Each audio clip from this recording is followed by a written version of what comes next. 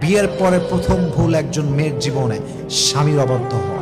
স্বামীর অবাধ্য হওয়ার মতো বড় অন্যায় পৃথিবীতে একজন মেয়ের জন্য সেকেন্ড আর কোনো কিছু হতে পারে না। যেই মেয়ে স্বামীর অবাধ্য, আপনি লিখে রাখেন তার জীবনের সুখ সে কোথাও খুঁজে পাবে না।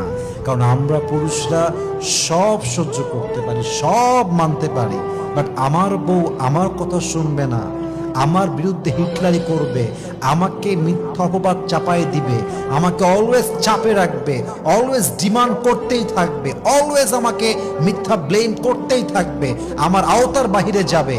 আমরা পুরুষরা সব সহ্য করলেও আমাদের সেলফ রেসপেক্টে আঘাত লাগলে এটা আমরা চুল পরিমাণ বরদাস্ত করি না, ঠিক কিনা বলেন? স্বামীর অবাধ্য যে মেয়ে হয়, ওর একুলেও সুখ নাই, ওকুলেও সুখ নাই। আপনি যে স্বামীর অবাধ্য হন, এই স্বামী আপনাকে তালাক দেবে। আপনি সেকেন্ডলি আবার বিয়ে করবেন, ওখানে আবার মানবেন না, ওখানে আপনি আবার তালাক খাবেন, কি লাভ? অতএব বিনয়ী হন, স্বামীর কাছে নিজেকে একদম বিলীন করে দেন। স্বামী আমাকে যা বলবে হালাল হলে আমি মানতে বাধ্য, ঠিক কিনা বলেন?